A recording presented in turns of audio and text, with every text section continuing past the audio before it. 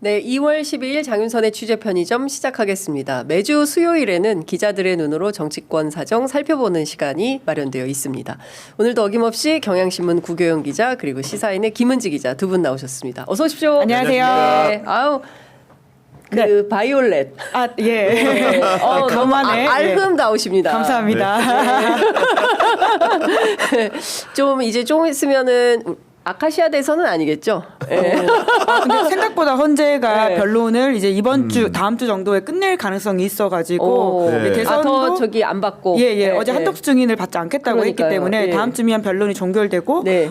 그러면 이제 3월 초 정도에 예. 결과가 나온다고 생각하면 예. 아카시아까지는 아니더라도 우리가 예. 꽃과 함께 대선을 예. 보지 않을까라는 생각이 들긴 합니다. 2달 안에 치러지는 거니까. 네, 60일 이내에 예. 바로. 장미 대선? 이제 장미는 되는 거. 아마 아직 안 필 것 네. 같고요. 5월 달이면 무슨 아, 꽃인가? 그런가요? 예. 그럼 벚꽃 대선인가요? 벚꽃 어쨌든, 대선. 아마 화사한 시기적으로. 대선. 화사한, 여하튼 대선은 화사해졌대. 예, 꽃비 내리는 지금 오늘 비 계속 오고 있나요? 눈 오고 있나요? 오늘 예. 눈이 많이 와가지고 저도 오늘 우산 쓰고 왔습니다. 네. 그렇군요. 그래도 기온은 기온은 생각보다 전보다는 그래도 이렇게 따뜻한 편인데 지난주보다는 조금 나은 것 같고 눈발이 날리다 보니까 그 예. 바람 때문에 맞아요. 추워하시는 시민들이 좀 보이더라고요. 그렇군요. 예. 미끄러지는 그리고 것도 조심해야 되고요. 네, 남녘에 또 눈이 많이 온다는 제가 이제 아침에 기상 예보를 본 것 같은데요. 첫째도, 둘째도, 셋째도 그리고 마지막까지도 안전. 네. 네, 오늘도 하루도 평화로운 하루가 되시기를 저희가 기원하면서 광고 하나. 좋습니다. 아주. 예, 네. 화사함을 죄송합니다. 살려주는 예, 광고 하나 읽고 다 이 연대의 마음으로 예, 광고 읽냐 장윤선 왜 자꾸 광고 읽냐 욕하지 마시고. 아니, 저희 때 3개씩 하세요 그냥. 아, 그럴까요? 기자들 왔을 때 한 3개씩 하는, 예, 아유, 이 넉넉함, 너그러운 마음, 예, 구경 기자가 너무 감사합니다. 시니케어 플라센타 플러스 페이셜 크림입니다. 저희들이 밀고 있는 크림이에요. 예, 특히 저처럼 50대, 40대 예, 여성, 남성들에게 강추하는 그 크림입니다. 이 시니케어 플라센타 플러스 페이셜 크림은 아시는 것처럼 양태반을 성분으로 해서 손상된 피부 재생 그리고 자연 유래 성분으로 빠른 흡수 또 여기에 마카다미아 오일, 아르간 오일 뭐 이런 것들 다 첨가해서 피부 보습 그리고 항산화 효과에도 큰 도움을 드릴 수 있습니다. 주름 개선, 미백 효과를 식약청으로부터 인증받은 기능성 크림인데요. 하루 24시간 촉촉함을 채워주는 플라센타 플러스 페이셜 크림으로 어제와 달라진 오늘의 피부를 여러분들 직접 경험해 보시기를 추천드립니다. 이벤트가 있는데요. 네이버 스마트 스토어 누적 판매량 10만 개를 넘은 이 크림을 지금 팬즈몰에서 구매하시면 1+1으로 구매가 가능합니다. 아직 영문으로만 검색이 가능해요. FANGMALL. 사장님 이거 한글 좀 검색 가능하게 예, 해주시면 큰 도움이 될 것 같습니다. 예. 저희 취재 편의점 지금 더보기 창에 가시면 링크가 올려져 있으시니까요. 바로 구매하실 수 있으십니다. 생각보다 오래 써요. 예, 생각보다 오래 쓰고 그리고 저 아침 저녁으로 바르거든요. 네. 하여튼 화사해진 비결이. 근데 붓기는 안 빼주는 것 같아요. 지금 굉장히 촉촉해 보이세요. 그리고 여기 이제 전화번호가 이제 네. 우리 그 제작진이 공유를 해주셨는데 031에 8027-2997입니다. 29년생이 97년생 되는 크림이다. 그래서 이거 가능할 것 같아요. 거의 네. 광고 뺏길 지금 광고 뺏길 저희도 것 하나 안 같은데요? 주십니까? 하나씩 드리겠습니다. 엄마 갖다 드리세요. 예. 아니 근데 진짜 저희가 이렇게 보면 댓글창을 보면서 저는 속보도 요새는 댓글이 제일 빠르고요. 네. 그리고 댓글에 올라와 있는 어떤 제목성. 맞아요. 네. 제가 댓글보다 요거 제목해야겠다. 네. 이런 진짜 정말 대한민국 댓글로 만들어지는 집단지성의 파워 대단하다라는 생각이 좀 듭니다. 네. 다른 나라들도 그런가? 궁금하네요. 예. 자, 본격적으로 정치 토크를 좀 해봐야 될 것 같은데요. 어제 7차 변론기일 있었습니다. 또 기대가 돼요. 8차 때는 또 어떤 거짓말을 할지. 예, 하나하나 저희가 좀 오늘 뜯어서 분석을 좀 해야 될 것 같은데, 일단 이것은 어떻게 보셨습니까? 왜 도대체가 계엄을 한 거냐. 네. 예, 그거에 대한 일종의 저는 신세한탄 같이 느껴지기도 하고, 야당이 계속 끊임없이 정권 파괴를 하려고 해가지고 내가 이거 계엄 안 하고는 도무지 안 되겠어서 계엄을 한 거다. 이제 이런 식의 얘기를 했는데 그 중에서 지금 가장 논란이 되고 있는 대목이 있으니 그게 뭐냐면 내가 말이야 연설을 하러 갔는데 박수 한 번을 안 쳐. 어떻게 그럴 수가 있어요. 이 얘기를 했거든요. 그 장면 화면 잠깐 보고 말씀 나누도록 하겠습니다. 저도 한 말씀 드리겠습니다. 제가 취임하기 전부터도 민주당과 야권에서는 선제 탄핵을 주장하면서 제가 이 계엄을 선포하기 전까지 무려 178회를 퇴진과 탄핵 요구를 했고요. 제가 국회 예산안 기조연설을 하러 가면 아무리 미워도 그래도 얘기 듣고 박수 한번 쳐주는 것이 대화와 타협의 기본인데 박수 한 번을 안 쳐. 박수 한번 칠까요? 박수 한번 칠까요? 자, 윤 대통령을 위해서 박수. 이야, 정말. 박수를 쳤으면 계엄을 안 했겠네. 정말로 이 얘기를 들으면서 혹시 대통령이 아니고 본인 임금님으로 착각한 게 아닌지 굉장히 생각이 들었고 역대 시정 연설을 보면 어느 대통령도 환대받은 대통령은 없습니다. 여야라는 것이 결국은 그런 긴장과 관계 속에서 공존하는 것이지 절대적으로 누구의 손을 들어준다거나 일방적으로 받아들이는 관계가 아니거든요. 정 원하시면 국민의힘과 함께 올라가시면 됩니다. 내가 보니까. 어제 보니까 조국혁신당에서 그런 그 입장을 냈더라고요. 그렇게 원하면 국민의힘 데리고 북한으로 가라.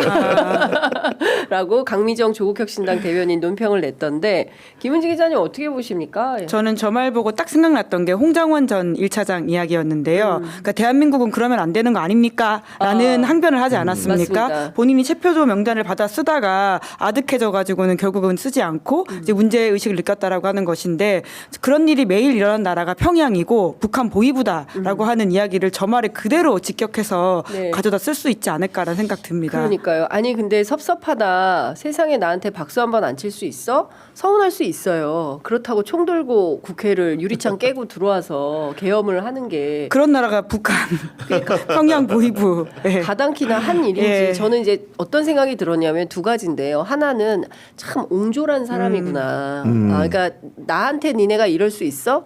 불쾌해, 기분 나빠. 그러니까 오늘 아침 박은정 의원이 그 라디오 인터뷰를 하는데 들어보니까 4년 전에 그 징계 때도 자기하고 마음에 안 들거나 자기한테 반대하거나 이런 사람은 쳐다보지도 않았다는 거잖아요. 근데 생각해 보면 홍장원 1차장 출석했을 때도 홍장원 차장이 허리 숙여서 인사하는데 딱 딴 데를 보잖아요. 이제 반듯하게 인사했었죠. 그러니까 삐져서 계엄했냐? 이런 얘기를 하는 겁니다. 그러니까 본인이 기분 나쁘면 계엄하고 뭐 이런 식으로 했다는 건데 이제 이게 이해가 안 된다. 그리고 이제 그 명태균 씨가 그 얘기를 했어요. 그 권총을 찬 5세 아이 이유를 했었는데 딱 우리 꼬맹이들 나 안 해. 안 먹을 거야. 막 이러잖아요. 엄마한테 화나면 그 애기 키워보면 그렇죠. 예. 그거 아니에요? 그러니까 결국 보면은 이게 국정 운영이라는 게 얼마나 독불장군식으로 되어 왔는가라는 것들을 현재 증언대에서 말하는 그의 모습을 통해서 추론할 수가 있는 것이고 저는 자꾸 이제 황당한 부분들이 어떤 거냐면은 물론 본인은 시간의 축적이다 이렇게 설명하겠지만은 자꾸 타임머신을 타고 넘어가요. 그러니까 그 계엄 사유를 댈 때 그 근자에 있었던 얘기들을 해주면 좋을 텐데 꼭 보면 1년 전 얘기, 2년 전 얘기를 합니다. 예를 들면 부정선거 같은 경우에도 국정원에서 점검을 한 시기가 언제 입니까? 2023년이에요. 말이지 않습니까? 연말이지 않습니까? 그로부터 1년 뒤에 계엄을 했다고 하면서 그 사유를 댄다라는 게 계속 이 타임머신을 타고 가는 것 같다.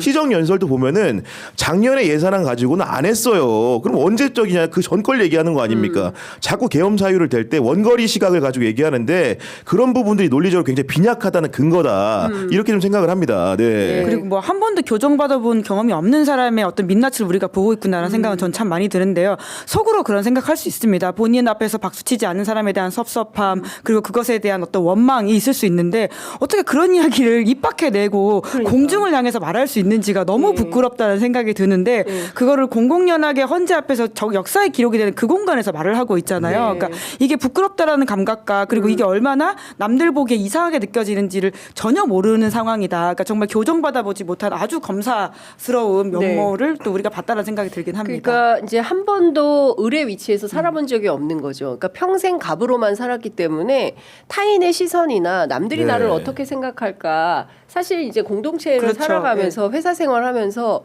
자기가 불편하고 마음에 들지 않더라도 아휴 어떻게 내가 참아야지 이런 거 있잖아요. 근데 이 사람은 그런 게 없는 거예요. 말이야 내가 갔는데 박근혜 전 대통령의 경우에 세월호 참사 이후에 세월호 유가족들이 정말 맹비난을 했습니다. 시정연설 하러 올 때. 그래도 그냥 들어갔어요. 안 쳐다봤어요. 그때는 비난의 화살이 뭐였냐면 어떻게 유가족들을 쳐다보지도 않고 그냥 지나갈 수가 있어. 이게 비판이었거든요. 근데 이 사람은 나한테 박수 안 쳤다고 지금 이러고 있는 거니까 야 이게 대통령식이나 된 사람 이런 사람 우리가 대통령 뽑았다는 거야? 이렇게 옹졸한 사람을 아니 그러면서 간접 체험을 하게 되는 거는 네. 그 대통령 비서실 사람들 두둔하려는 게 아니고 대통령을 모셨던 사람들이 얼마나 힘들었을까 이런 분위기 속에서 국무회의 때 그러니까. 이 빠른 소리를 할 수 있었을까 그렇죠. 윤석열의 어명과 어긋난 얘기를 과연 뱉을 수 있었을까 이런 생각이 듭니다. 그렇습니다. 예, 진짜. 메이저 쐈을 거 아니에요 바로. 이게 예. 진짜 정확한 얘기인데 아무 말도 못하게 했을 것 같다. 나한테 뭐 요만큼이라도 기분 나쁜 말 하면 안 되니까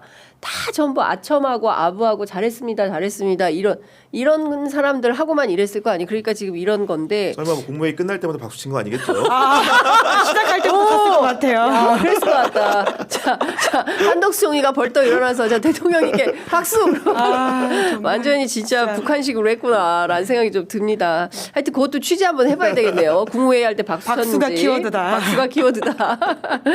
자 그리고 또 하나의 거짓말 논란을 낳은 것 같습니다. 군인들이 오히려 시민들한테 폭행당했다 이런 주장을 해요. 준비된 영상 보겠습니다. 내란 프레임으로 만들어낸 체포, 누구를 끌어내는 일, 그런 일이 전혀 일어나지 않았고 계엄 상황에서 경비와 질서 유지를 하러 간 군인들이 오히려 시민들한테 폭행을 당하는 그런 상황이었다는. 아니 이런 거예요. 지금 오히려 계엄 상황에서 경비와 질서 유지를 하러 간 군인이 시민에게 폭행당하는 그런 상황이었다. 그러니까 어떤 한 장면을 본 것 같아요. 싸우는 근데 이게 장면. 뭐 아마도 뭐 일부 그런 그것으로 추정할 수 있는 부분들이 예. 있었다는 치더라도 네. 이 얘기를 하는 것 자체가 굉장히 이렇게 어떻게 보면 적반하장도 유분수라는 생각이 드는 것이고 네. 이 얘기를 한 이유는 전 분명히 있다고 생각합니다. 어떤 이유냐? 분명히 이제 언론으로부터 비난과 맹공을 당할 거로 생각하면서도 시민들이 군인을 폭행했던 프레임을 만든 것은 두 국민 전략을 쓰고 있는 겁니다. 어떤 거냐면은 결국은 나를 장외에서 지지하는 극우 세력들은 진짜 국민인 거고 실제로 계엄을 해제하도록 옆에서 돕고 막았던 국민들은 야당 추종 세력이라는 구분지음을 통해 가지고 자신의 계엄을 정당화하고 결국은 헌법재판으로 안 되니까 장외에 있는 자기 지지자들을 더 자극해서 이 프레임을 바꿔보겠다는 알량한 생각이라고 보입니다. 김은지 기자님 어떻게 보세요? 근데 그날 우리 모두가 다 두 눈으로 다 보지 않았습니까? 우리만이 아니라 전 세계가 봤던 그 장면이 있기 아니, 때문에 심지어 저는 증인이에요. 현장에 있었어요. 그러니까요. 네. 그러니까 다 본 장면도 저렇게 아무렇지 않게 거짓말을 한다는 자에 대해서는 우리가 더 단호하게 대응해야 된다는 생각이 드는데요. 그러니까 요새 윤석열식 대안 사실 만들기, 그러니까 사실 말이 좋아 대안이지 그냥 거짓말이지 않습니까? 그렇습니다. 거짓말과 예. 그리고 헛소리라는 예. 생각이 드는데요. 저런 식의 기억 조작들을 하는 것에 있어서는 전혀 사실이 아니라고 하는 것을 예. 우리가 일일이 반박하는 게 피곤하긴 하지만 피곤하고 수고스럽더라도 해야 된다라는 네. 생각 듭니다. 결국 그날 누구 때문에 저런 일이 일어났습니까? 그러니까요. 그 군인들은 무슨 죄입니까? 맞습니다. 군인 계엄군으로 온 그 군인이 허리 네. 숙여서 인사를 하고 가지 않습니까?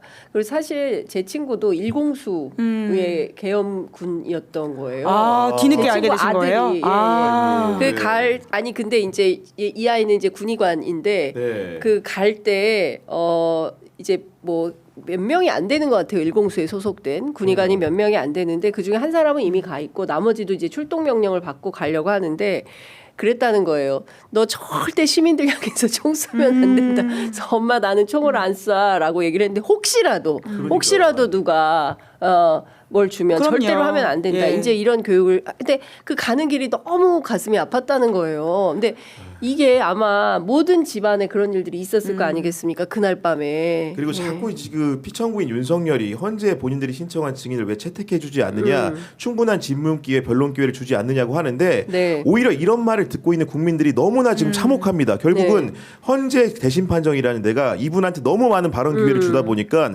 가해자의 서사를 쓰고 있는 거예요. 그렇습니다. 피해자의 네. 서사가 쓰여져야 네. 되는데 사실 그날 우리 국회를 쫓아갔던 우리 정말 시민들 있지 않습니까? 그런 분들이 증언대에 서서 육성 증언을 해야 될 마당에 맞습니다. 가해자인 윤석열이 나와가지고 네. 피해자인 시민들을 가해자화하는 그렇습니다. 이런 광경을 언제까지 우리가 목도해야 됩니까? 맞습니다. 굉장히 중요한 지적을 해주셨는데요. 그날 멀쩡한 밤에 다들 집에서 TV 보시다가 홍장원 차장에 따르고 예. 집에서 TV 보시다가 웬 비상계엄 그래서 다 놀라서 나오신 거예요. 네. 정말 그 현장에서 제가 그 장갑차를 막아선 시민들 만났을 때 정말 다들 손을 벌벌벌 떨고 광주에서 버스 20대를 조직해서 오셨잖아요. 그러니까 광주 사람들이 가장 이제 체감하는 거죠. 계엄이 어떤 건지. 그리고 만약에 그 계엄이 성공했다면 서울이 광주처럼 됐을 거 아니겠습니까?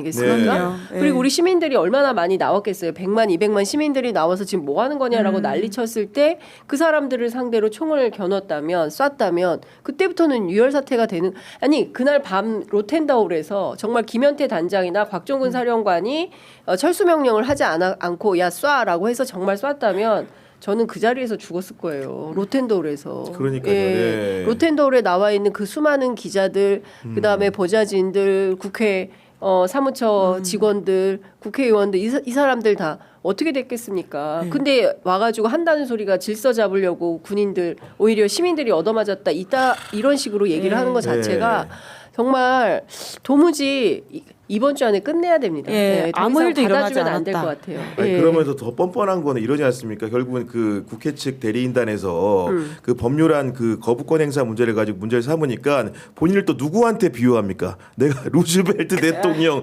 레이건 대통령 기도 안 찹니다 진짜. 기도 그래서 안 그 찹니다. 사람들이 뭐 계엄했습니까? 그러니까요. 비교할 걸 비교해야죠. 그러니까요. 그러니까 이 말도 안 되는 소리를 이제 계속 하고 있는데 구교영 기자님 멋지십니다. 속이 다 시원하네요. 이양님께서 오늘 할 일 다 한 거죠.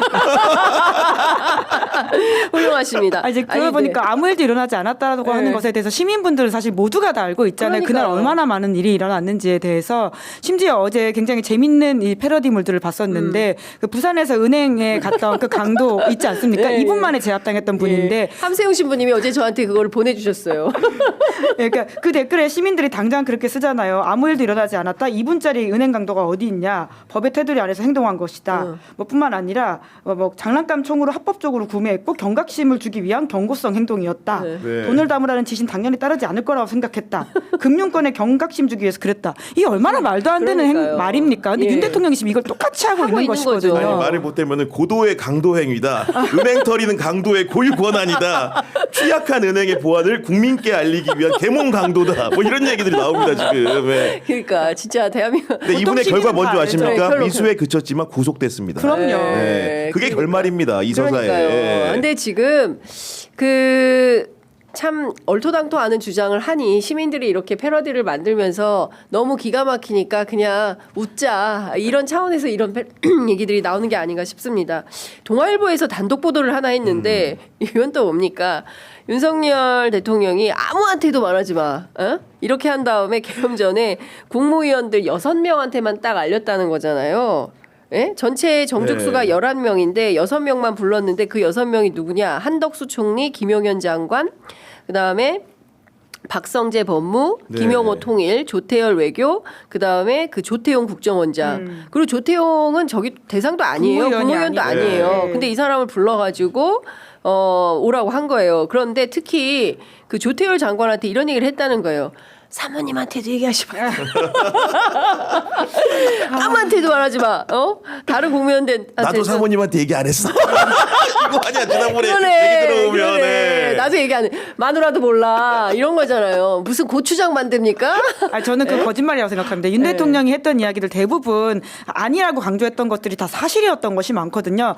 보면 이제 그 계엄 지시 이후에 내가 진짜 제대로 계엄하려고 했었으면 주말에 했었을 것이고 단전단수 했을 것이다라는 이야기 하잖아요. 네. 아무도 단전단수에 대한 이야기를 꺼내지 않을 때 그러니까. 본인이 먼저 말을 했었는데 알고 보니 진짜 지시했다라고 했다. 하는 걸 봤을 때는 네. 심지어 김건희 여사도 모른다라고 하는 이야기를 선제적으로 했다는 것은 알았다라고 하는 다른 방증이라고 저는 생각합니다. 결국은, 윤석열 씨 말하기를 국무위원 보면 20명이고 개의의 요건이라는 거는 과반이니까 11명입니다. 네. 그중에서 6명만 콕 집어서 불렀다. 두 가지로 해석할 수 있는 건데 하나는 애시당초 국무회의를 정식으로 시작할 생각이 없었다는 뜻이기도 할 수 그렇죠. 있는 것이고 다른 하나는 내 말 잘 듣는 참모들 불러서 야 분위기 좀 잡아봐. 11명 오면 이렇게 좀 의결될 수 있게 그렇죠. 그런 얘기를 했던 것 같은데 네. 믿었던 사람들조차도 실제로 와서 다른 이견 제시를 했다라는 게 중론이지 않습니까? 이 부분에 대해서는 이상민 전 장관도 크게 부인하지 못하는 사실 아니겠습니까? 맞습니다. 그렇기 때문에 윤석열의 알량한 그 계획이 무너지는 계기가 됐던 게 6명을 먼저 부른 시점부터였다. 이렇게 좀 생각이 됩니다. 그렇습니다. 저는 이제 두 가지 포인트를 주목하는데요. 하나는 왜 이 6명일까? 최상목 대행이 받은 넘버가 8번이에요. 그렇죠. 쪽지 문건. 그 문건 계엄 아, 그 지시서가 숫자로? 8번이에요. 네. 그러면 앞번호 누굽니까? 1번부터 7번 확인해야 될 거 아니에요. 그러니까 이상민까지 치면 또 7명이에요. 그렇죠. 정확하게는. 일곱 이상민 여기 명. 6명이 이상민 넘는 거고 들어갔어요. 9시인가 왔다는 거 예. 아닙니까? 네. 그러면은 이 사람들도 받은 계엄 지시서가 있는 겁니다. 그리고 더 조금 이따 우리가 얘기하겠지만 뭐 원탁 테이블에 있는 거 1, 2분 보고 나왔다. 그리고 뭐 소방청장한테 지시하는 전화를 하긴 했는데 서울시 뭐 안전을 위한 것이었다. 이거 황당한 주장을 하는데 네. 그거 좀 이따 얘기를 좀 해보도록 하고 일단 이 계엄 지시서의 존재 여부를 확인해야 된다라는 거고 무슨 내용으로 어떻게 받았는지 그 지금 김용호 장관 그 조태열 장관 좀 나왔죠. 네. 외교 공관들에 대한 지시사항이 얘기를 많이 한것 나왔는데 같고, 네. 김용호 통일부 장관한테 무슨 얘기가 갔는지 박성재 장관도 마찬가지입니다. 무슨 메모가 갔는지 이런 것들을 확인을 좀 해봐야 될 것 같고 네. 또 하나 중요한 포인트는 국무회의가 하자가 있냐 없냐. 예, 근데 하자가 있다. 핵심이죠, 사실. 그게 핵심 아닙니까? 예. 헌법재판소에서 사실은 그러니까 지금 인원인지 요원인지 그리고 뭐 끌어내려고 했는지 안 했는지에 대한 그리고 홍장원 메모가 진실인지 아닌지는 헌법재판소에서 사실 그렇게 중요한 사안이 아닙니다. 그 네. 형사재판에 가서 윤석열이라는 사람의 피고인의 형량에 문제가 되는 것들인 그렇습니다. 것이고요. 예. 헌법재판은 이미 이석연 전 법제처장이 잘 지적을 했던데요. 원조 보수라고 할 수 있는 사람이잖아요. 두 가지 점에서 이미 헌법재판은 파면이 인용될 것이 거의 완벽하다라는 식의 이야기를 하고 있는데요. 그 두 가지 중에 하나가 말씀하신 이 국무회의의 어떤 절차적 부족함이라고 하는 것이고요. 그리고 그날 그 계엄령을 선포할 만큼의 비상 상황이었냐라고 하는 이 두 가지만 보더라도 이미 굉장히 요건적으로 다 위헌이다라고 볼 수 있다라는 식의 지적을 하고 그렇습니다. 있거든요. 예. 그래서 지금 이 보도가 아주 중요하다라고 할 수 있는 것이죠. 네. 그렇죠. 그러니까 지금 군인 폭행을 했니 안 했니 박수를 쳤니 안 쳤니 의원인지 요원인지 뭐 의원인지 네. 이게 아무 의미가 없다. 그러니까요. 두 가지가 핵심인데 하나는 국무회의가 적법 절차로 열렸냐 그게 아니라는 게 다 확인이 네. 되는 거죠. 아무한테 말하지 말고 6명만 따로 불러가지고 나는 참 이런 인식 자체가 어떻게 이렇게 그래도 그 평생 법으로 먹고 산 사람이 어떻게 이런 식으로 생각을 할까? 법은 중요하지 않은 것 같아요. 거꾸로 그런 삶을 살아오지 않았다라는 방증인 그렇죠. 것 같아요. 예. 그러니까 본인이 했던 수사라든지 맞습니다. 기소와 관련해서도 결과적으로 결론을 정해놓고 거기에 맞지 않는 사실관계는 다 배척함으로써 그렇습니다. 무언가를 만들어왔던 게 예. 아닌가라고 의심해야 그렇죠. 되는 것 같아요. 그리고 남한테 네. 트집 잡을 때는 법전을 찾는 거죠. 그러니까 우원식 의장이 해제 결의안 통과시킬 예. 때 그 직전에 찾아봤다는 거잖아요. 법전을 계속 국회법을 봤다. 봤다. 그러니까 혹시 뭐 미비한 거 있는지 없는지 찾아내려고 했던 거 아니겠어요? 그러니까 남의 어떤 트집을 잡을 때는 법률적으로 꼼꼼하게 따지고 본인에게 유리할 때는 대충 법위에서 살았던 거다. 아니 그러니까 이게 보면은 결국 이 국무회의의 그 본질적인 핵심이 뭐냐면은 그 의사 정도수가 찬 상태에서는 5분 국무회의에 불과하기 때문에 실질적인 요건을 갖추지 못했다는 게 우리 수사기관의 해석인데 네. 이를 뚫고 나가기 위해서 친애하는 이상민 전 장관께서 어떤 해석을 내놓냐면은 의사 정도수가 차기 전에 아까 말한 것처럼 6, 7명 모였을 때 열띤 토론이 있었다. 네. 그렇기 때문에 사실상 국무회의에 실질은 존재한 것이었다는 주장을 새롭게 편 겁니다. 그러나 아까 말한 것처럼 의사 정족수가 차지 않은 상태에서 형식을 갖추지 못한 의결은 기본적으로 효력 자체가 없는 겁니다. 그렇습니다. 네. 네. 그리고 사실 중요한 포인트 중에 하나는 국회 봉쇄를 했다는 사실이에요. 그러니까요. 네, 그러니까 다양한 형태로 국회 봉쇄를 해놓고 거기에 무슨 적법성이 있는 것처럼 주장하지만 이 두 가지만 놓고 봤을 때 아주 명징한 위헌과 위법한 행위가 있기 때문에 헌법재판관 전원 일치로 파면 결정은 너무 명약 관화하다라는 말씀을 좀 드리겠습니다. 근데 요거 좀 에피소드가 재밌어서 그림 보는 것 같아요. 신원식 실장이 12월 3일 당시에 공관에 있었는데 9시 19분경에 윤 대통령이 수석비서관 회의를 소집했다는 얘기를 듣고 대통령실로 막 달려간 거예요. 갔더니 정진석 비서실장이 망연자실한 표정으로 혼자 앉아있길래 무슨 일이냐라고 물어보니까 지금 윤 대통령이 비상계엄 선포하려고 대접견실에서 국무회의 하고 있다. 그러니까 신원식 그 실장이 무슨 비상계엄입니까? 라고 말을 하니까 큰일 났다. 이렇게 얘기를 하고 법적 문제를 떠나서 하여간 이거는 이제 신원식 실장인데 이 그림이 너무 연상이 되지 않습니까? 망연자실하게 정진석 비서실장이 서 있고 이런 것들이 좀 확인이 돼서 진즉 나갈 걸.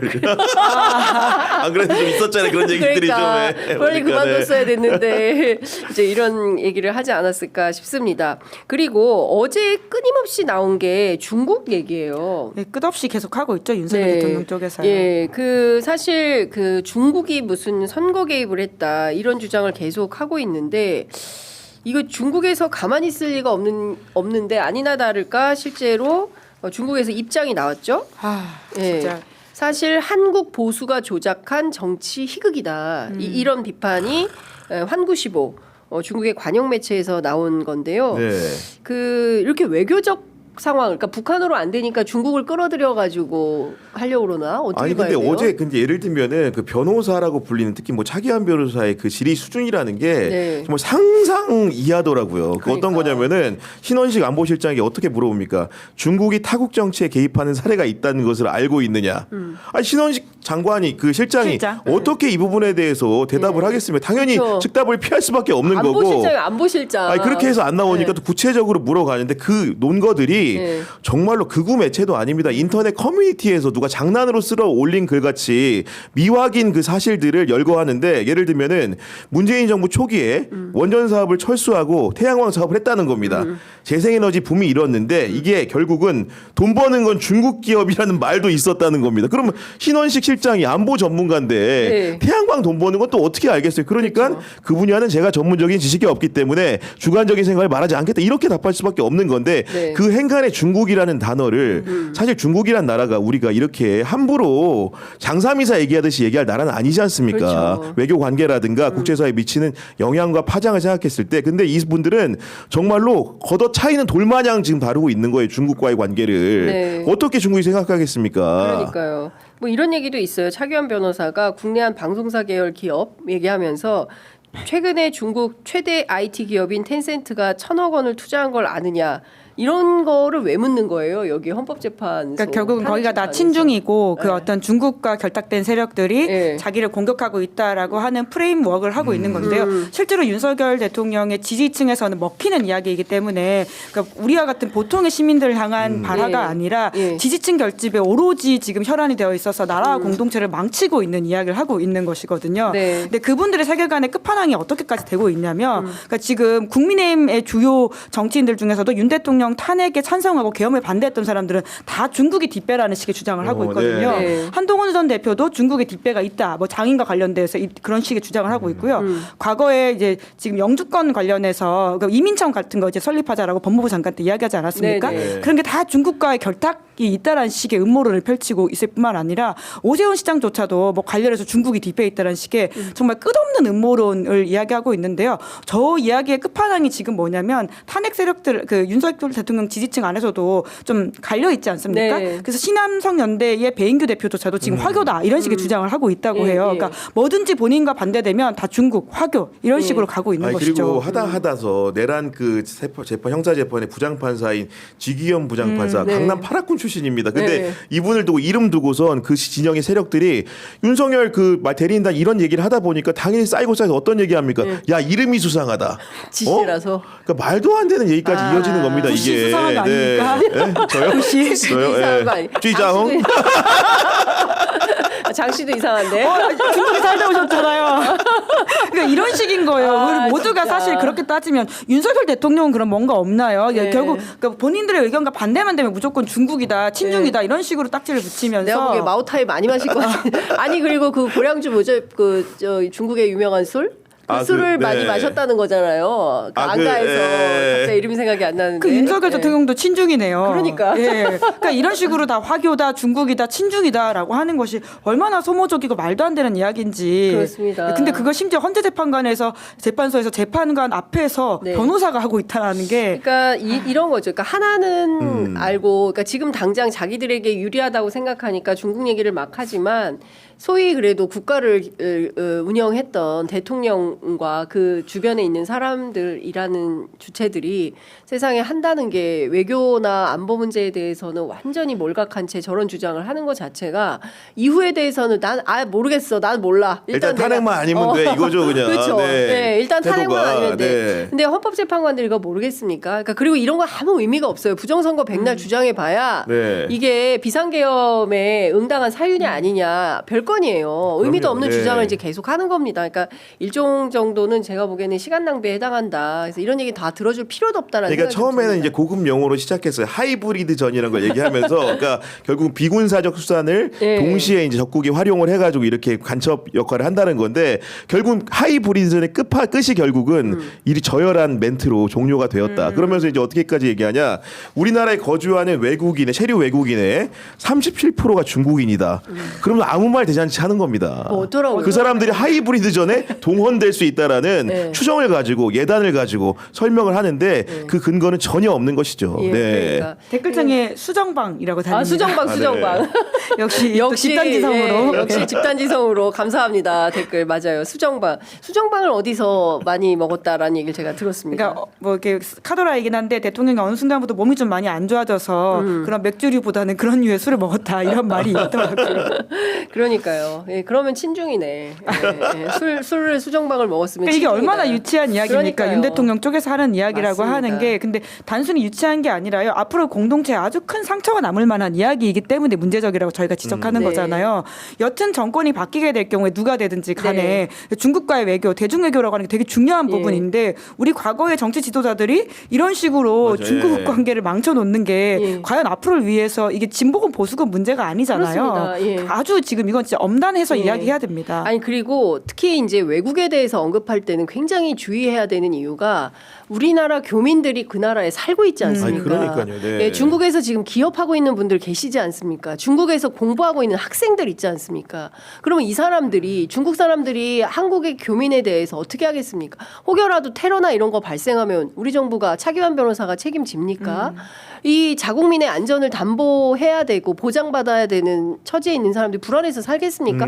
바깥에 나가서 너 한국어냐 이러면서 테러 당하면 그거 누가 책임질 거예요. 예, 그리고 그 나라에서 끊임없이 갈등을 야기해서 이 경우에 따라서 결국에는 협중 뭐 이런 거거든요. 지금 그럼 그러고 있는 협중은 거죠. 결과적으로 혐한이 되는 거예요. 그럼 우리도 피해를 보는 겁니다. 그렇기 때문에 양자 간에 서로 선을 지키고 넘지 말아야 되는데 그 선을 계속 넘고 있다.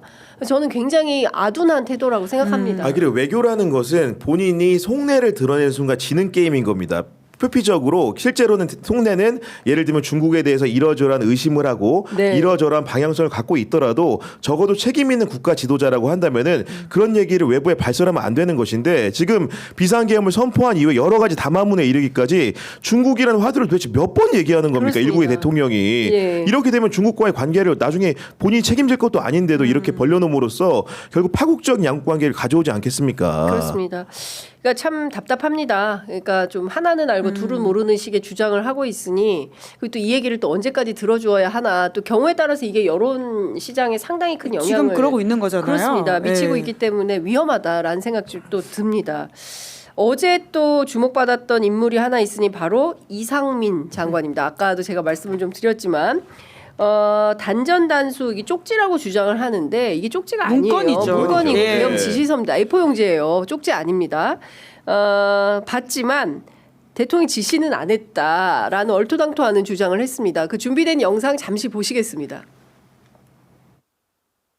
제가 대통령실에서 종이 쪽지 몇 개를 좀 멀리서 이렇게 본 게 있습니다.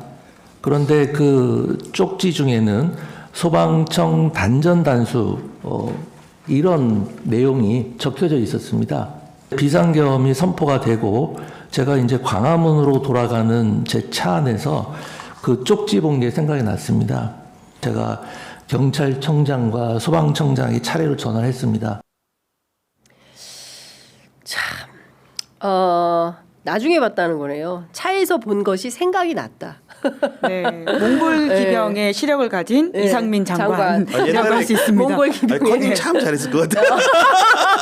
멀리도 잘 보여. 잘 보여. 투시력이 예, 있나? 이렇게. 아니, 저게 말이 안 되잖아요. 어떻게 이렇게 있는 걸 봐가 저 지금 구경현 기자랑 한 이 네. 정도 거리 떨어져 있는데 저 지금 저 종이에 있는 게 안 보이거든요. 안 종이에 보이죠. 글씨가 쓰여 있다 정도인 예, 건데 예. 보통 저렇게 자세한 내용을 이렇게 멀리서 봐가지고는 본인이 인지하고는 예. 그래도 끝나고 나가지고 갑자기 생각이 나서 조심하라는 취지로 이야기를 안전을 당부한 취지로 이야기했다라고 하는 게 앞뒤가 하나도 맞지 않는 것인데 네. 이게 사실은 이상민 전 장관이 아주 오랫동안 함구하고 비밀로 숨겨왔던 이야기입니다. 이게 그렇죠. 본인이 직접 한 게 아니라요. 어떤 제보를 받고 국회에서 윤건영 의원 등이 문제 제기를 하기 시작하고 소방청장이 어쩔 수 없이 입을 열게 되니까 이제 와서 겨우 만든 핑계라고 하는 게 저 정도 수준이라고 밖에 볼 수 없는 것이고요. 그러니까 이상민 전 장관은 심지어 아까 쪽지 몇 개라고 하지 않았습니까? 네. 자기만 그걸 본 게 아니라 아까 말씀하신 지금 8이라고 쓰여 있는 최상목 이 그러니까, 받았던 네. 그 문건만이 아니라 나머지를 동시에 봤다는 걸 확인해주는 아주 중요한 말이라고 할 수 팩트입니다. 있습니다. 예.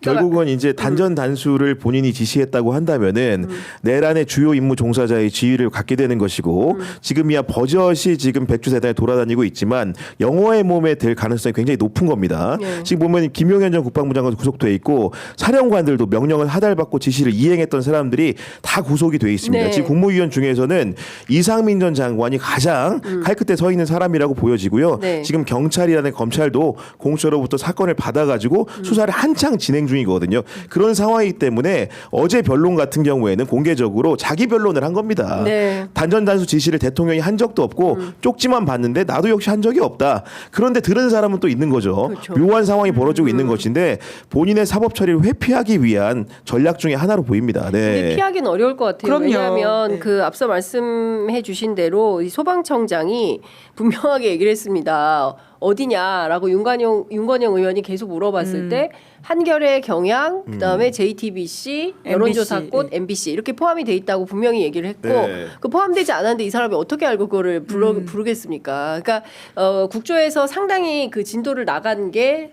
효용성이 단전 단수. 있었다. 그 특히 이제 언론사 단전 단수 같은 경우에는 이것은 그 통제의 1번인 거거든요. 그러니까 전파를 네. 못하게 그리고 중앙 전파 통제 관리소인가? 이제 거기에도 계엄군이 갔었다는 거잖아요. 그러니까 그런 내용을 종합을 해보면 실제로 계엄을 선포하고 그 이후에 후속 대책까지도 충분히 논의를 했다라고 볼 수가 있는 것이고 저는 이상민 장관에 대해서 또 궁금한 것은 분명히 김용현 장관이 얘기한 게 있어요. 계엄 그때 국무회의 할 때 찬성한 국무위원이 있었다. 물론 예. 이제 한덕수 총리는 없었다라고 얘기를 하지만 네. 그 사람이 누구냐는 거예요. 누구 같아요? 그러게요. 지금 이제 먼저 앞에 나왔던 6명 멤버들이 이제 유력하게 의심받겠지만 사실 그 안에서는 이미 반대했다고 밝힌 사람들이 공개적으로 있지 않습니까? 네. 이제 그러다 보니까 오른팔이라고 꼽혀왔던 이상민 전 장관이 계속해서 의심을 받는 건데요. 사실 그날만이 아니라 정말 그날 처음 알았을까에 대한 의혹들이 굉장히 많습니다. 네. 이상민 전 장관은 윤석열 대통령과 오랫동안 교우를 해온 사이이기도 하고요. 국정 운영에 있어서는 아주 큰 보조를 해왔습니다. 그리고 윤 대통령이 군인들과의 술자리에서도 굉장히 많이 지금 계엄과 관련된 이야기를 했다고 하지 않습니까? 심지어 신원식 장관 네. 당시에도 3월부터 비상조치를 이야기했다고 하는데 어떻게 이상민 전 장관이 들은 바가 없었을까 앞서서 이런 의혹이 있을 수밖에 없죠. 그렇죠. 아니 그리고 이상민 전 장관 같은 경우에 당일 행적도 굉장히 수상하죠. 왜냐면은 김용현 전 장관으로부터 지방 행사를 갔다가 연락을 받고 올라왔다는 거 아니겠습니까? 네. 그리고 그 통화도 정상적인 전화기가 아니고 비화폰으로 통화를 했다는 거고 결국 여러 가지 부분들이 그 계엄이라는 것을 굉장히 최대한 미리 알았든 그날 당일에 알았든 간에 굉장히 누구보다도 빨리 알았을 가능성이 높은 사람이기 때문에 네. 국무회의의 진상을 가린 키맨이라고 여겨지고요. 그 이후의 행적도 이상합니다. 본인이 자수한 부분에 따르더라도 계엄이 끝난 다음에도 그 대통령과 통화한 사람이에요. 계엄 해제가 국회에서 의결된 네, 이후에도 네, 네. 그러면서 어제 이제 알리바이성으로 얘기한 부분들은 계엄 해제 빨리 한 거 잘하신 것 같다. 뭐 이런 얘기를 했다는 거고 뭐 경찰 칭찬을 대통령이 했다는 네. 얼토당토하는 얘기까지 진술하는 걸로 봤을 때는 계엄에 굉장히 핵심적인 핵심적인 인물로 보여지고 아까 김은희 기자가 서술로 설명을 했지만 충함고 선후배 딱 3명입니다. 여기서 국무위원 가운데 김용현 장관, 이상민 장관, 윤석열 대통령이에요. 셋이에요. 그 셋은 여기서 빠져나갈 수 없는 사람입니다. 그렇습니다. 네. 그러니까 이 계엄의 핵심 코어가 누구냐. 근데 저는 조금 이상한 게 검찰을 통해서 이런 내용들이 나오는데 심우정 총장 얘기는 하나도 안 나옵니다. 검찰 사이드 얘기가 안 나와요. 그렇지 않습니까? 네. 저는 이거 좀 궁금해요. 그래서 특검을 통해서 검찰이 관여한 부분이 어느 것이고 누가 계엄 지시서를 안 받았을까요? 그러니까 지금 선관위에서도 뭐 검찰이 곧 온다 이런 식의 이야기를 네. 들었다는 취지의 진술이 나온 바가 있지 그렇습니다. 않습니까? 예. 하지만 관련된 수사가 전혀 이루어지지 않고 있어서 이 네. 검찰의 관여도에 대한 의혹들이 있는 것도 그러니까 의문이 있는 것도 사실이긴 한데요. 근데 정말 우리가 이 워낙 계엄 그리고 윤석열 대통령이 지금 헌재에서 하는 이야기들이 크고 중차대하다 보니까 좀 덜 주목받는 게 있는데요. 그 김성훈 차장과 관련되어 있어서 구속영장이 2번이나 반려됐다라고 하는 지점이거든요. 네. 그걸 통해 가지고는 지금 경호처가 비합본 서버를 맡고 있고 이 서버에 지금 검찰의 관여도가 없는지에 대한 의문들은 계속 있습니다. 지난주만 하더라도 지금 이진동 대검 차장이 지금 김용현 전 장관과 통화했다는 사실이 드러났었거든요. 네. 그런데 그게 더 이상 뭐 이렇게 나오는 사실들이 없다라고 하는 것도 좀 주목해서 봐야 될 것 같습니다. 그렇습니다. 그 한겨레 단독 보도가 있는데 조지호 청장하고의 나눈 대화예요. 무슨 얘기를 했냐면 이상민 장관이 한 얘기에 포함이 좀 되기도 하는데, 그러니까 계엄 해제가 의결된 직후에 조지호 청장이 윤 대통령한테 전화를 해가지고 죄송하다 이렇게 얘기를 했다는 거예요. 그랬더니 수고했다. 덕분에 빨리 끝났다. 덕분에 빨리 끝났다. 이렇게 얘기를 했는데 관련해서 특수본 조사에서 조지호 총장이 무슨 얘기를 했냐면 굉장히 뼈 있는 말이라고 생각을 했다라는 거예요.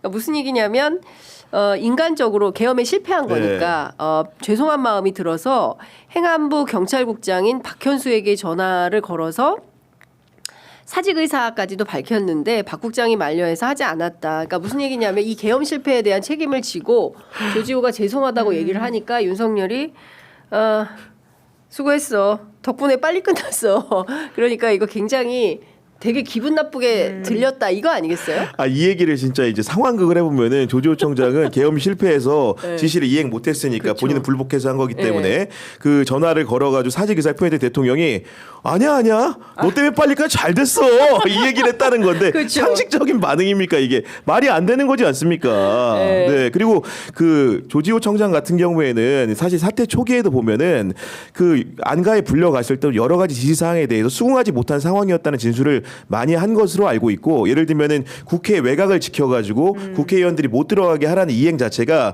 얼마나 터무니없는 것인지를 아마도 상황 파악을 하는 도중에 알게 된 것 같아요. 그렇다 네. 보니까 느슨한 경비와 어떻게 보면 담장을 열어주는 형태를 취한 것인데 그런 결과물에 대해서 당시 대통령 윤석열은 자기가 비상계엄을 통해서 국회를 장악하려는 본심이 있었기 때문에 아마도 뒤끝있게 이런 대응을 한 게 아닌가라는 생각이 듭니다. 그렇죠. 말씀해 주신 대로 이렇게 얘기를 했다는 거예요. 이상민 장관이 윤 대통령한테 대통령님 계엄 해제를 신속하게 정말 잘하신 것 같습니다.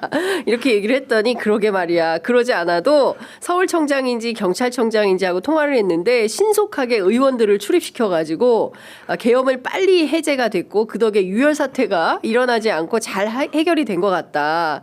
내가 서울청장인지 경찰청장인지 잘했다고 칭찬해줬어. 이렇게 얘기를 했다는 거예요. 적반하장도 유만무동 아닙니까? 좀 네? 어안이 벙벙해지는데요. 진짜 이 사람들 그 계엄이 실패하고 해제가 되고 이제 본인들 입장에서 실패한 것이죠. 그 계엄이 해제된 이후에 그 김용현 전 장관이 했다라고 하는 말이 알려져 있지 않습니까? 네. 중과부적이었다라고 하는 것이었는데요. 그런 것들과 좀 비교해서 보더라도 윤석열 대통령의 저런 말들은 비아냥이나 비꼬음 혹은 거짓말이라고 봐야 되는 것이지 그게 정말 본인이 정말 겁만 주기 위해서 2시간짜리 계엄을 하고 해제했다라고 보기에는 어려운 것이고요. 네. 어제 신원식 그 실장이 굉장히 의미 있는 진술들을 많이 했습니다. 헌재에서요. 거기서 보면 대통령이 빨리 계엄을 결정을 해제하지 않고 결심실에서 나오지 않아가지고 이 안보차장이 맞아요. 전화가 예, 와가지고 예. 빨리 좀 모시고 가라는 이야기를 했다는 것이거든요. 그러니까 그것과 맞닿아 있는 진술이 뭐냐면 대통령이 2차, 3차 계엄도 할 수 있다는 취지의 이야기를 했다고 알려져 있지 맞습니다. 않습니까? 예. 그러니까 결국은 윤석열 대통령은 정말 신속하게 계엄을 해제하고 이 실패에 대한 책임과 사과를 할 생각이 없고 다른 걸 도모했다라고 봐야 되는 것이죠. 그렇죠. 예. 그러니까 두 가지인데 하나는 노상원 수첩을 보십시오. 뭘 하려고 했었던지 그러니까요. 너무 끔찍하지 않습니까? 생각만 해도 정말 소름이 자다가도 벌떡벌떡 네. 일어나게 되는 그 아주 끔찍한 저는 제2의 그 이근한, 예, 예, 이근한을 만들려고 했었던 거 아닌가. 음. 생각만 해도 너무 무섭습니다. 네. 예, 그리고 또 하나는 끊임없이 이제 자기들이 뭔가 일을 유혈 사태 안 나게 아무 일도 일어나지 않았다라는 말을 끊임없이 하면서 누가 죽거나 다쳐야만 일이 일어나는 게 아니잖아요. 유리창을 깨부수고 들어가는 것 자체가 일이 발생한 건데 그럼요. 누군가가 죽지 않았으니까 유혈 사태가 벌어지지 않았으니까 이 계엄은 아닌 거다. 계몽령이다. 이런 말도 안 되는 주장을 계속 하고 있는 거죠. 그러니까 이 사람들의 인식 자체에 대해서 너무 이거는 진짜 몰상식해서 들어줄 수가 없는 수준입니다. 정말로 귀를 열고 듣다가 정말로 화가 나서 분노가 치밀어서 쓰러질 지경인 거거든요. 그렇기 때문에 현재 결국은 자꾸 이제 윤석열 측에서는 네. 왜 이렇게 빨리 진행을 하느냐, 기일을 왜 더 안 잡으죠 이런 얘기 하는데 국민들의 우라통, 화병을 치유하기 위해서라도 현재는 신속하게 변론 종결을 하고 지금 이 증거는 차고 넘칩니다. 네. 여러 가지 증거를 가지고 신속하게 결정을 내려야 된다고 생각합니다. 그렇습니다. 더 미룰 일이 아니다라고 생각이 좀 되고요. 이 그 내란을 빨리 종식시켜야 그 도처에서 아마 이번 주말에도 또 뭐 여기저기 집회가 있을 것 같은데 끊임없이 마치 이 무슨 잘못한 게 없는 것처럼 여론을 호도하고 있는 이 상황들에 대해서는 우리가 지적을 안 할 수가 없다라는 생각이 좀 듭니다. 뭐 여러 뭐 속보들이 나오는 대로 저희가 좀 전해드리도록 하고요. 어제 또 명태균 변호인이 긴급하게 기자들에게 네. 알렸어요. 어제 민주당에서 명태균 특검법을 이제 네. 입법 발의를 했더니 즉각 환영한다라는 입장을 밝히면서 내가 바라는 바다. 그리고 이제는 국민들이 정치권의 더럽고 추악한 뒷모습의 진실을 아셔야 할 때가 되었다. 그리고 특히 두 사람을 찍었어요. 나를 고발한 오세훈, 홍준표 특검 대상에 넣어달라. 지난 대선과 관련해서 이자들의 민낯을 드러나게 하겠다. 껍질을 벗겨주겠다. 무서워. 예, 이런 말을 했습니다. 어떻게 봐야 됩니까? 근데 이게 여러 가지 해석이 존재하겠지만은 저는 그 명태균 씨라는 사람이 네. 약간 무서운 측면도 있다고 느끼는 게 어제 왜 홍준표와 오세훈을 거론했을까 이 네. 탄핵 국면에서 예. 결국은 국민의힘의 미래 후보 가장 유력한 두 후보거든요. 이 사람들의 발목을 잡을 수 있다는 선포를 통해서 저는 제가 보기에는 야권을 상대로 보면은 박주민 의원도 만나고 박범계 의원도 만나서 구애를 하는 것으로 보이지만 실제로 속내는 국민의힘을 향해서 야 안 풀어줘? 나 이렇게 아픈데? 이런 경고음을 보내는 게 아닌가라는 생각도 많이 드는 겁니다. 왜냐하면 이 둘을 콕 집었다는 게 여론조사하면 김문수 빼고는 1, 2등이에요. 이런 사람들을 왜 호명했을까? 이런 그 사실 본질적인 부분, 기저에 있는 부분들을 인식할 필요도 있다고 분명히 보여집니다. 네. 그렇습니다. 오세훈, 홍준표 내가 입 열면 당신들 대선 후보 못 돼. 이 말 하는 거 아니겠어요? 그리고 어제 저희가 이제 강혜경 씨 오셔서 이제 단독 인터뷰를 했는데 공익제보자인 강혜경 씨 이런 얘기 합니다. 명태균 씨가 만들려고 했던 꿈은 육선의 김영선을 국회의장으로, 그 다음에 이제 젊은 청년 정치인의 이준석을 대통령으로 이렇게 하고 자신은 이제 뒤에서 국가를 위해서 입법부와 행정부를 네. 모두 뒷배에서 좌지우지한다 좀 이런 거네요. 해보겠다. 예. 그런 꿈을 꾸었다라는 네. 것이죠. 물론 이제 그 꿈은 이제 일장 춘몽에 끝난 것인데 모르나? 하여튼 아니 그런 시각에 따르더라도 홍준표와 오세훈이 제껴져야 이준석 의원이 기회가 그렇죠. 더 생기는 생기는 것이겠죠. 거죠. 룸이. 예. 그러니까 그런 설명도 여전히 유효하다는 생각도 듭니다. 일부지만은. 네. 예. 김은지 기자님은 어떻게 보셨어요? 네, 명태균 씨가 명태균 씨 했다라는 생각이 드는데요. 네. 굉장히 적절한 타이밍에 언론 플레이를 굉장히 잘하는 분이지 네, 않습니까? 네. 그러니까 야육당이 지금 명태균 특검법 발의하면서 요 시점에 딱 본인 메시지를 내는 것인데요. 아직까지도 창원지검에서 중간 수사 발표를 하지 않았어요. 다음 주에 한다는 거 아니에요? 예. 예. 사실 이게 수사 속도를 보면 말이 안 되는 상황인 네. 건데 통상의 검찰이 이 정도의 수사팀을 꾸려가지고 관심 사안들을 한다면 적어도 중간 수사 발표라는 명목으로 아주 네. 빠르게 이야기들을 하거든요. 근데 아직도 뭐가 나오지 않았다는 차원에서는 명태균 씨 입장에서도 이제 특검에 무언가 도박을 걸어볼 수 있다고 여기는 것 같은데요. 근데 지금 보면 그 정치자금법 위반 사건에 해당되는 강혜경, 김태열, 명태균 이 세 사람에 대해서는 네. 조사 수사 그리고 관계된 몇몇 정치인들은 불렀지만 뭐 정진석 실장도 다녀오고 뭐 네. 이렇게 했지만 주요 핵심 저 대상이라고 할 수사 대상이라고 할 수 있는 김건희 씨에 대해서는 일체 소환 조사가 없었어요. 그렇죠. 네. 그러면 명태균 씨하고 제일 많이 카톡 나누고 국정에 대해서 제일 많이 논의한 사람이 김건희 씨인데 김건희 한 번도 안 부르고 중간 수사 발표를 하게 됩니까? 그러면 그게 누군가는 또 성역으로 남는 거 아니에요? 제가 보기에는 그 부분은 사실은 가당치 않은 얘기로 보이고 네. 실제로 그 김영선 공천과 관련해 가지고는 또 중요한 인물이 윤상현 의원님입니다. 근데 지금 보면은 미국도 갔다 와, 여러 가지 지방 집회도 가, 네. 구치소 면회도 가. 도대체 언제 조사받은 겁니까? 기본적으로 윤상현 의원의 지위라는 것은 네. 공천을 관장했다는 사람이고 명태균 씨의 통화 녹취에 의거하고 윤석열 피청구인의 녹음에 의거하더라도 공천에 좌지우지 개입했던 굉장히 중요한 인물이기 때문에 강제 수사를 여러 번 해도 모자랄 상황이거든요. 버젓이 지금 이렇게 활보하고 다니지 않습니까? 이런 부분에 대한 의혹 해소 없이 섣부르게 결과를 발표했다가는 굉장히 큰 역풍을 맞을 수 있다고 생각을 합니다. 네. 그 저희 그 댓글창에 사라강님께서 구교영 기자님 밝은 이미지의 기자님 따뜻한 말로 뉴스 전해주셔서 감사합니다. 네. 오늘 뭐 가족들을 좀 푸는 옆에 별표가 있는 걸로 봐서는 편의점 찍찍팬인데요. 제가 보니까는 예, 여하튼 감사합니다. 제작진인가요? 아 그러면 균형적으로 저기 우리 김은지 기자님도 빨리 좋은 댓글 올려주시기 바랍니다. 아니 근데 그 이런 것 같습니다. 명태균 씨의 노림수는 너무나 분명하죠. 그러니까 중요한 포인트는 이제 본인이 빨리 감옥에서 나와서 정치판을 또 자기는 판을 짜는 사람이다라는 거거든요. 그래서 이 정치판 대선이 60일밖에 안 남았어요. 네. 뭔가 좀 자기가 역할을 하고 도모를 해야 되는데 감옥에서는 이게 불가하다라고 판단하니까 빨리 나와야 되겠다라고 생각을 해서 이제 또 이런 입장을 밝히는 게 아닌가 싶고 명태균 특검법 어떻게 될까요? 최상목 대행이 어떻게 할 걸로 보이세요? 무조건 거부하겠죠. 무조건 거부한다. 예, 지금 스탠스. 근데 자기는 명태균하고 아무 상관이 없잖아요. 최상목 대행. 자기랑 아무 상관없는 헌법재판관 3명 중에 2명을 그러네. 임명하는 논리도 사실 없지 않습니까? 맞습니다. 뿐만 아니라 지금 박현수 서울경찰청장 대리 임명하는 것도 자기랑 아무 상관이 없다고 알려져 있는데 저런 네. 무리를 하는 걸 봐서는 지금까지 했던 행동의 연장은 아마 충분히 거부하지 않을까. 아니 거부는 근데 분명히 야당이 있겠지만요. 명태균 특검법을 굳이 이 시점에 발의한 거는 두 가지 목적이 있을 네. 것 같은데 다목적일 것 같습니다. 하나는 검찰을 압박하는 차원, 중간 수사 결과를 발표한다고 하는데 너네 제대로 수사 안 하면 나중에라도 우리가 정권이 바뀌게 되면 제대로 수사할 거야라는 경고성 신호음을 주는 게 하나가 있는 것이고, 하나는 또 여권의 분열을 노리는 측면도 있는 겁니다. 아까 말한 것처럼 명태균에 관련된 대선 후보도 있지만 전혀 관련되지 않은 대선 후보도 있는 거거든요. 그렇습니다. 그렇게 된다면은 그 여당의 국회의원도 108명입니다. 그 안에 심중은 다양한 것이고 모두가 친윤계이고 예를 들면 모두가 예를 들면 오세훈, 홍준표를 지지하는 게 아닙니다. 그렇습니다. 그렇기 때문에 8표만 이탈하면 되는 거기 때문에 이런 상황에서 거부권 행사에 돌아왔을 때 무기명 투표를 한다. 어떻게 될지 모르는 것도 있는 거거든요. 그렇기 때문에 검찰에 향해서 경고를 날리고 네. 그리고 여권의 분열을 획책하는 대선을 앞두고 그런 의도가 있다고 보여집니다. 네. 네, 관련해서 제가 민주당 쪽 취재하면서 이거 친한계용 아니냐라고 했으니까 이렇게 여쭤봤더니 네. 그 해석의 영역이니까 기자들이 그렇게 쓰세요. 그 정도는 맞다는 이야기네요.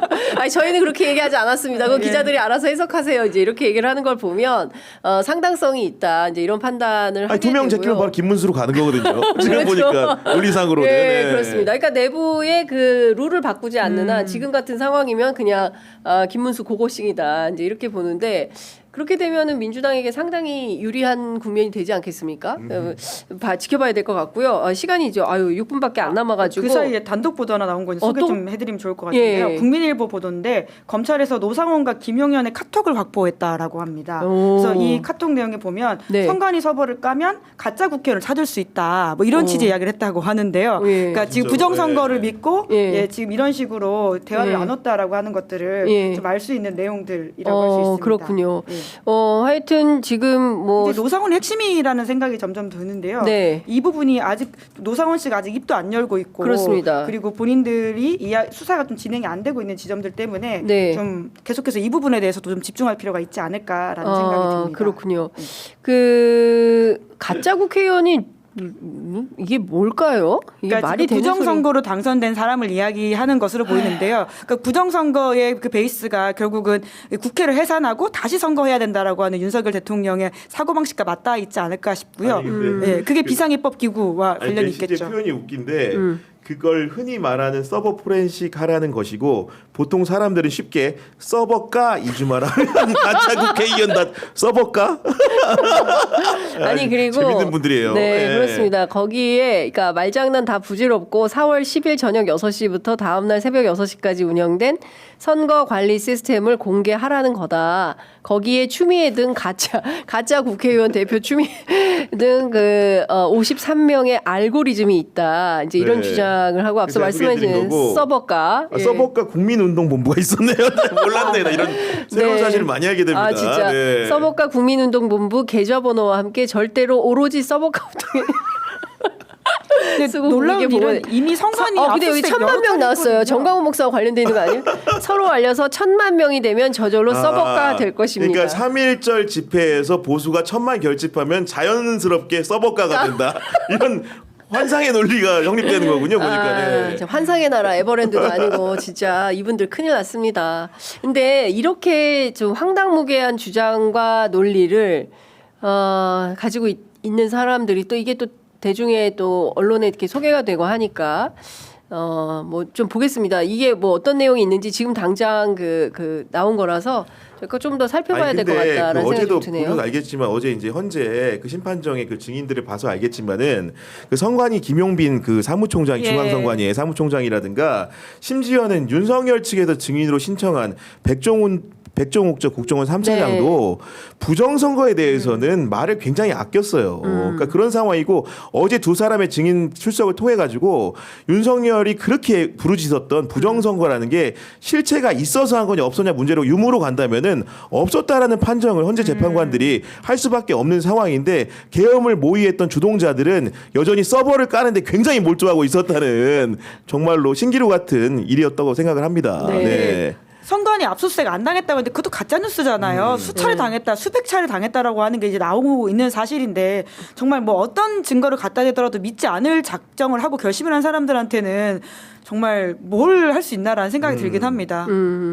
그러니까요. 이 장재현 박사라는 사람이 끊임없이 뭐 지금 당장 그 검색을 해보니까 부정선거 전문가로 끊임없이 이제 이쪽에서 뭐 이런 걸 한 것 같은데 제가 보니까 이 자기들끼리 어떤 패밀리가 있는 것 같아요. 그러니까 거기에서 이런 주장을 하고 있고 실제로 이런 활동이 있었다고 한다면 조사가 필요한 거 그러니까 아닌가 이게 싶습니다. 제가 이제 주말에 본의 아니게 네. 태극기 집회 근처를 이제 지나는 길에 네. 영상 틀어진 내용들을 봤는데 네. 결국 권위에 호소하는 오류들이 많습니다. 어디면 이 박사님 얘기하면서 뭐 미국에서 수학하고 전사랑 전문가고 이러저러 서서를 깐 다음에 이런 사람이 지금 부정선거에 대해서 굉장한 확증을 가지고 있다는 식으로 정말 순진한 우리 대중들을 속이는 그리고 이용해 먹는 돌려먹는 태도들입니다. 이게. 그렇습니다. 그러니까 진짜 뭐 이제 초지일관 저도 말씀을 드리지만 소위 많이 배운 사람들 경기고 서울대 특히 서울법대 이런 출신들이 뭔가 굉장히 신뢰성이 있는 것처럼 네. 특히 평생 법조로 살았던 판사 검사 출신들이 나와서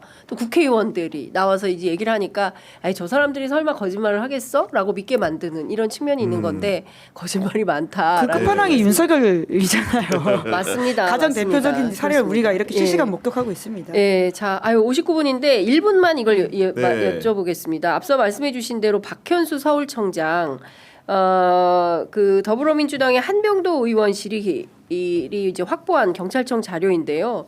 이명박, 박근혜, 윤석열 모두 전부 파견이 됐었고 모두 승진을 했고 경찰 내부에서도 마지막까지 자기들끼리 다 해먹는다 이제 이런 비판이 나올 정도인데 이 사람을 보내서 뭘 하려고 하는 거냐. 핵심은 수사에 영향을 좀 끼치려고 하는 거 아니냐라는 논의가 있는 것 같습니다.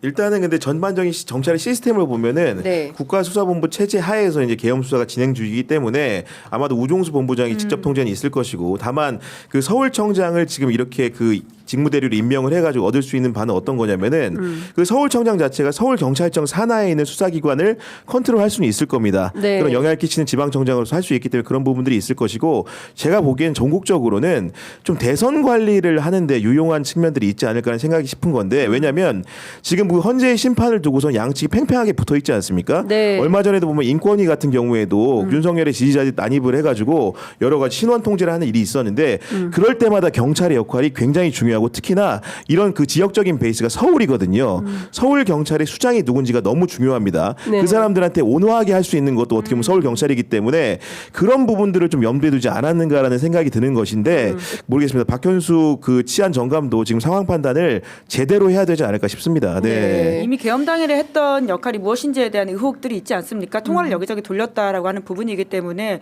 적절한 인사라고는 정말 보기 어렵다는 생각이 들고요. 뿐만 네. 아니라 지금 우종수 본부장이 임기가 얼마 남지 않았어요. 3월 말에 종료가 됩니다. 이제 그런 경우에 이 내란 수사가 제대로 잘 이어갈 수 있을지에 대한 걱정들이 굉장히 많은데 이 와중에 사실 이렇게 부적절한 인사가 됐다라고 하는 것이 주는 불안감이라고 하는 게 있지 않습니까? 네. 그러니까 최상목 대행에 대해서도 책임을 좀 더 엄정하게 물어야 됩니다. 네, 그렇습니다. 계엄 직후에 조지호 청장 그리고 이상민 행안부 장관하고 무려 5번이나 통화를 한 사람이 이번에 치안정감으로 승진을 했고 이것은 최상목의 뜻이라기보다는 윤석열의 옥중 인사다 이런 그 평가가 중론이고 실제로 계엄이 있었던 그 시기에 영등포 경찰서장까지 직접 다 통화를 하면서 핸들링을 했었던 실제로 계엄의 경우에 따라서는 중요임무 종사자에 해당할 수 있는 이런 인물을 지금 경찰청 그 서울청장에 그 임명한다는 것은 굉장히 위험한 일이다 이런 말씀을 좀 드리고 한 가지 뉴스가 있습니다. 네.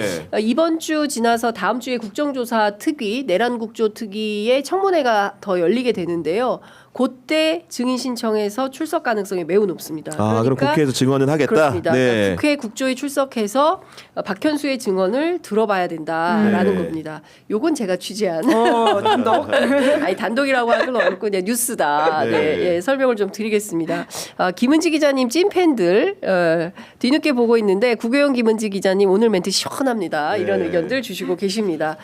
오늘도 두 분 말씀 시원하게 잘 들었습니다. 초록색깔과 보라색. 오늘 향기로운.